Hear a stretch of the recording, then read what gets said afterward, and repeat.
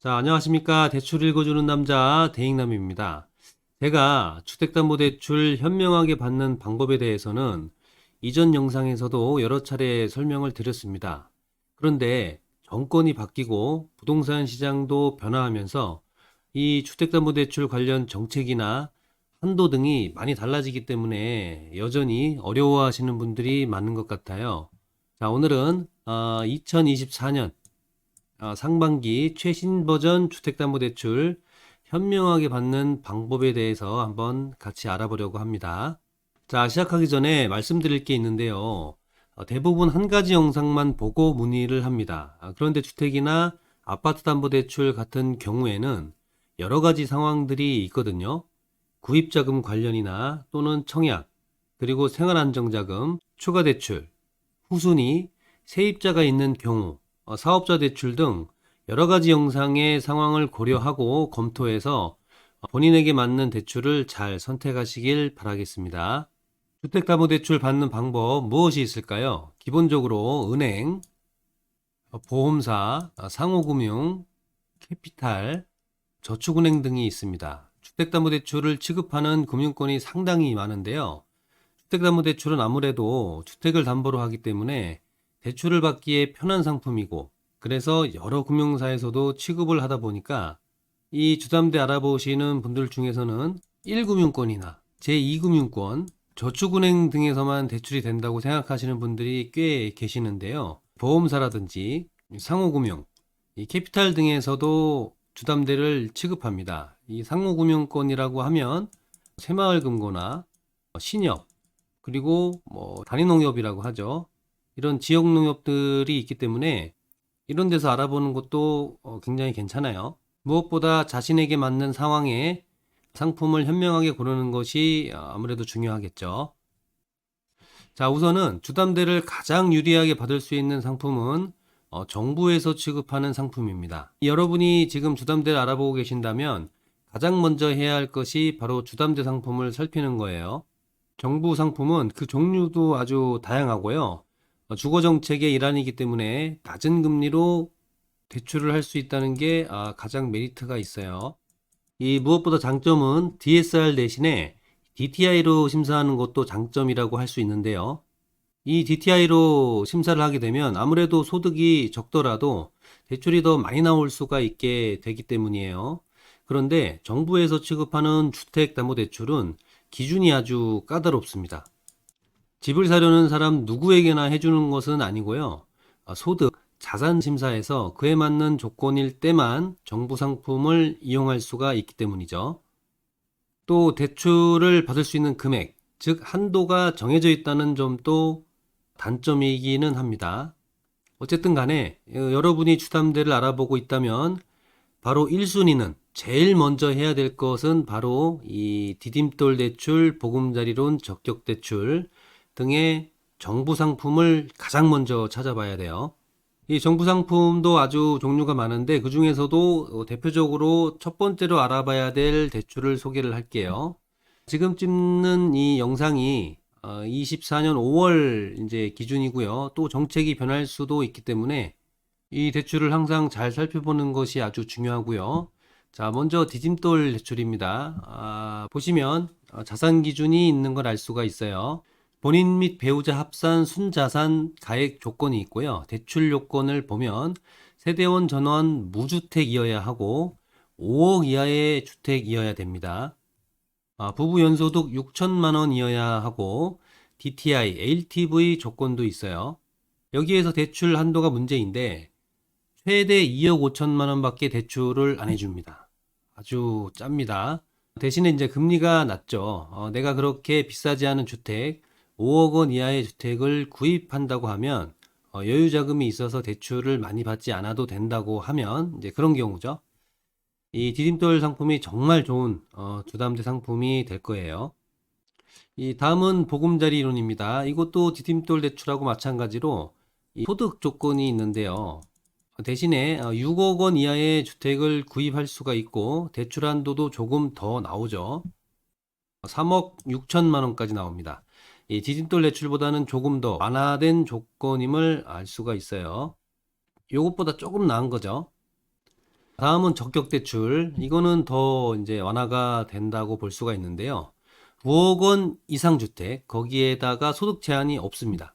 대출 한도도 5억 원까지 상당히 높은 편이기는 해요. 생애 최초 주택 구매자의 경우에는 LTV 한도가 더 높아지기 때문에 아주 유리한 상품이라고 볼 수 있는데요.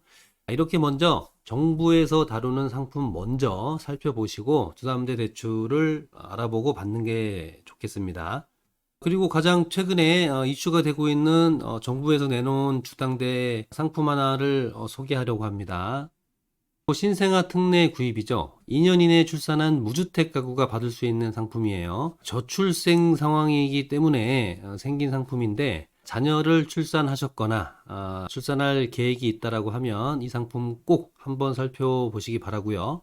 소득은 1.3억 원 이하, 자산도 5억 원 이하면 되고요. 무엇보다 대출 한도가 5억 원인데 금리가 엄청 저렴해요. 보시면 최소 1.6%부터 시작하고요. 최고 비싸도 3.3%죠. 요즘 금리를 생각하면 아주 파격적인 혜택이라고 볼 수가 있습니다. 대출 후에 추가 출산을 하면 금리가 더 낮춰지기 때문에 자녀 계획이 있으신 분들, 자녀 출산하신 분들은 우선순위로 신생아 이 특례 상품 먼저 가장 먼저 살펴봐야 됩니다. 자, 그런데 만약에 정부 상품 중에서 내가 이용할 수 있는 상품이 없다면 어디로 가야 할까요? 바로 은행이죠. 이 은행 상품 알아보시는 분들은 주거래 은행으로 주로 가시는데요. 그러면 손해를 많이 보게 될 거예요. 모든 은행을 다 이제 알아봐야 됩니다. 은행마다 조건이 다 다르고요. 그렇기 때문에 필요한 주담대 받을 수 있는 가능성도 결정이 되죠. 은행 많이 다녀보셔야 일단은 되고요. 다만 은행은 소득심사가 일단은 뭐 까다로워요. 대신 많은 금액을 대출받을 수 있다는 장점이 있습니다. 이런 장점과 단점을 꼭 검토하셔서 대출 잘 알아보시기 바라고요.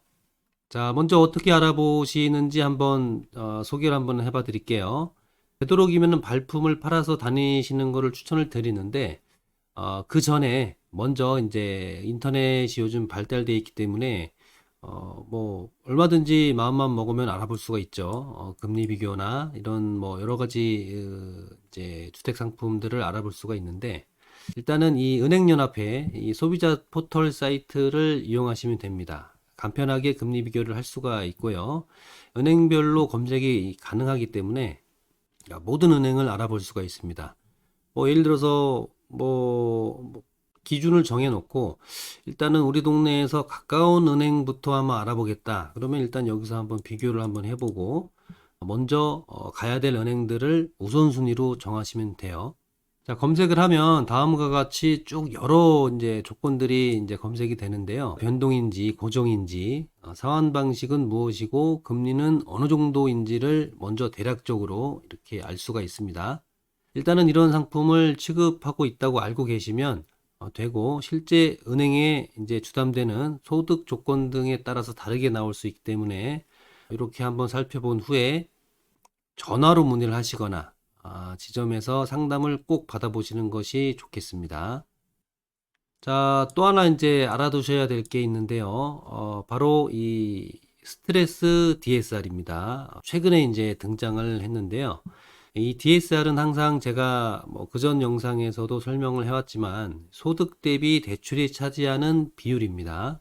이 비율은 주담대뿐만 아니라 내가 갖고 있는 신용대출, 뭐 할부, 자동차 대출 등을 모두 포함한 것이고요. 많으면 주담대 받을 때 이 DSR 비율이 따라서 제한될 수가 있습니다. 꼭 체크를 하시고요.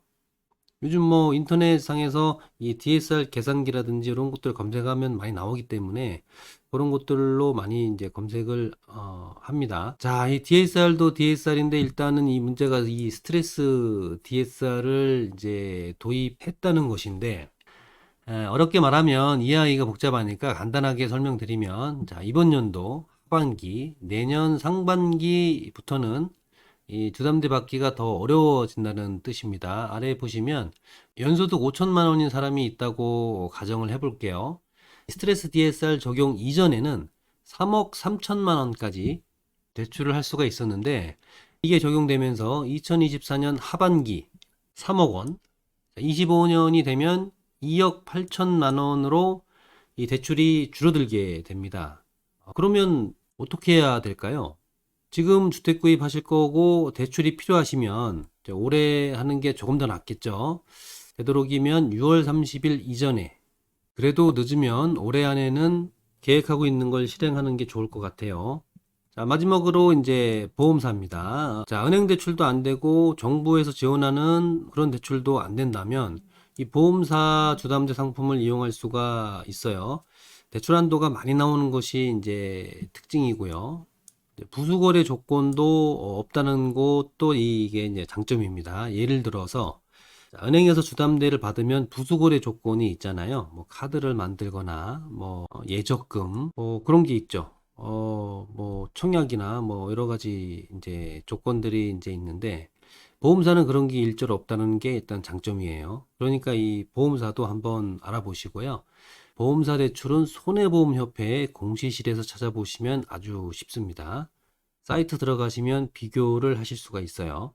자, 이렇게 알아보시면 될 것 같고요. 영상 초반에도 말씀드렸지만, 이 담보대출은 구입자금, 생활자금, 후순위, 사업자 대출 등 여러 가지 상황이 있기 때문에 이 반드시 본인에게 맞는 영상을 검토하고 고려해서 알아보시기 바랍니다. 아무쪼록 그 좋은 결과 있기를 바라고요. 시청해 주셔서 감사합니다.